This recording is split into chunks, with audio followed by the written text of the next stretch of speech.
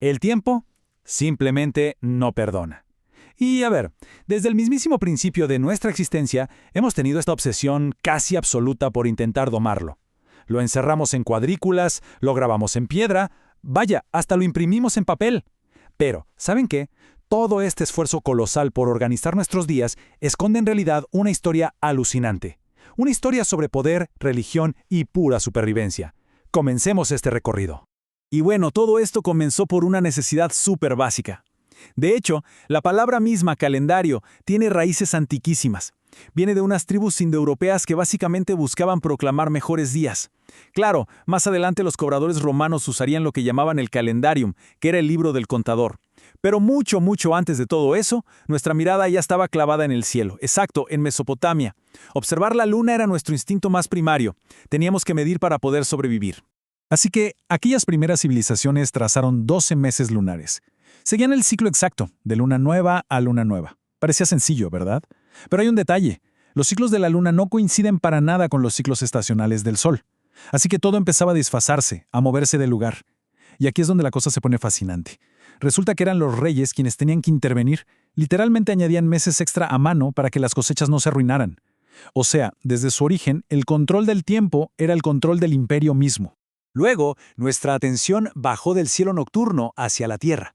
Nos vamos a Egipto. Ahí los sacerdotes se toparon con un problema monumental. Sus calendarios lunares simplemente no lograban predecir el evento más vital de toda su existencia, las inundaciones del río Nilo. Al darse cuenta de que la crecida del río coincidía con la aparición de la estrella Sirio en el cielo, tomaron una decisión, la verdad, súper radical. Abandonaron la luna por completo y crearon el primer calendario civil basado puramente en el sol. Entonces, establecieron un sistema de 365 días.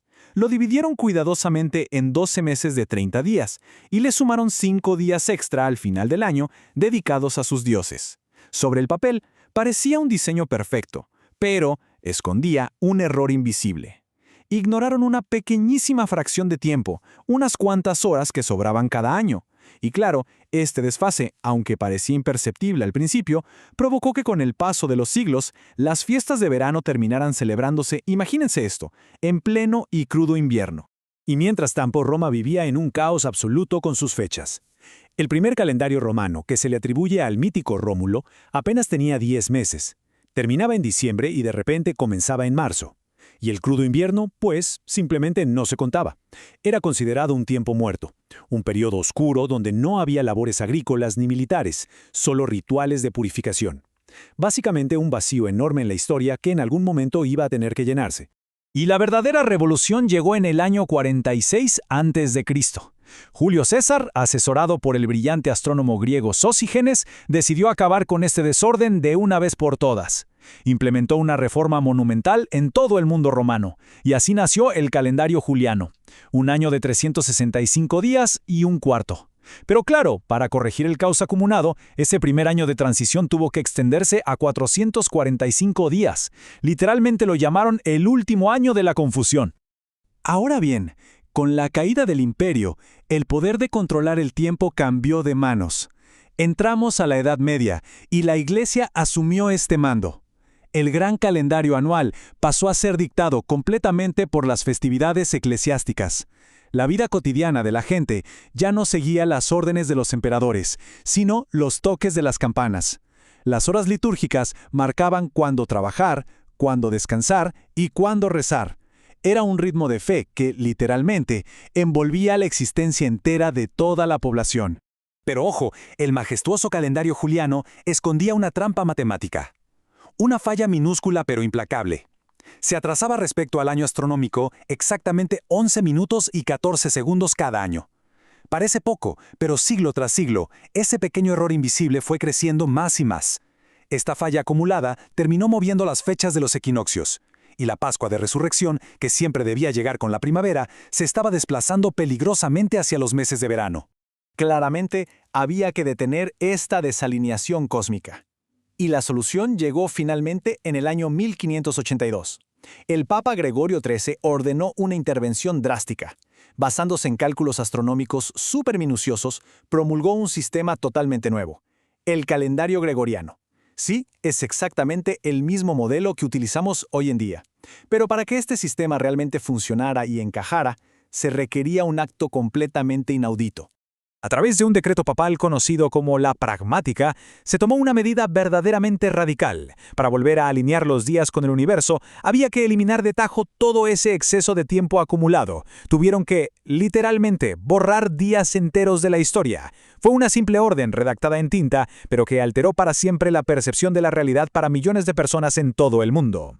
Imagínense despertarse y que el calendario haya saltado mágicamente. 10 días completos fueron arrancados del mes de octubre.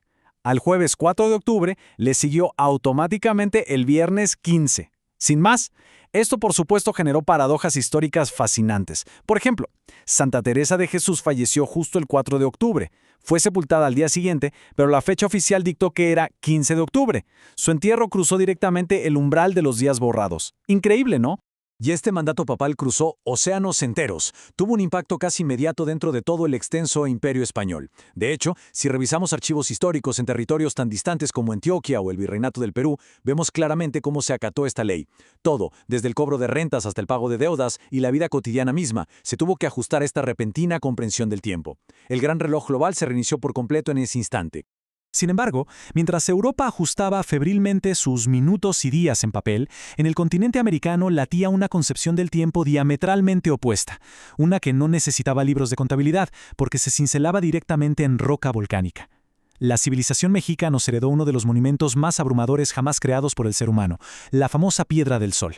Y ojo, esto no era una simple tabla matemática, era la cosmogonía misma materializada y puesta ante los ojos de todo el mundo. Solo intentemos dimensionar el peso físico y espiritual de esta gigantesca obra. Hablamos de más de 24 toneladas de puro basalto de olivino, extraído directamente de un volcán y arrastrado a pura fuerza hasta el epicentro de Tenochtitlan. Fue esculpido hacia finales del siglo XV, bajo el gobierno de Axayácatl, y en su núcleo ardiente vemos reposar a Tonatiuh, el dios solar.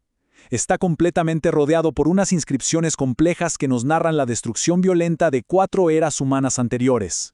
Pero bueno, tras el choque violento de la conquista, este imponente monolito sufrió un destino bastante trágico. El arzobispo Montúfar mandó sepultarlo boca abajo bajo la plaza principal. Su objetivo estaba clarísimo. Quería enterrar esa memoria ancestral y arrancar de raíz el recuerdo de los antiguos cultos solares. Así que, durante más de 2 siglos, la gran piedra durmió bajo tierra, siendo pisoteada todos los días por el avance de una nueva y muy ruidosa ciudad. Afortunadamente fue redescubierta casi por puro accidente en 1790, y hoy en día las investigaciones nos arrojan un giro histórico espectacular. Resulta que tal vez nunca fue un simple calendario pasivo como creíamos. Hoy, los especialistas proponen que en realidad fue un Temalacatl, es decir, una masiva plataforma sagrada para el combate gladiatorio, un verdadero altar de poder absoluto, donde la ofrenda humana era lo que garantizaba que el tiempo mismo y el sol pudieran continuar su marcha constante.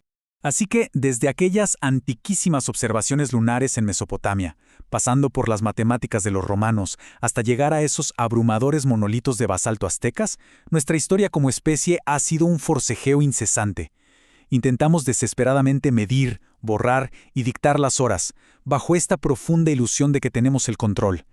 Pero al final de esta exploración surge una verdadera gran interrogante. ¿De verdad creamos los calendarios para poder medir el tiempo? ¿O es el tiempo quien en absoluto silencio siempre nos ha controlado a nosotros?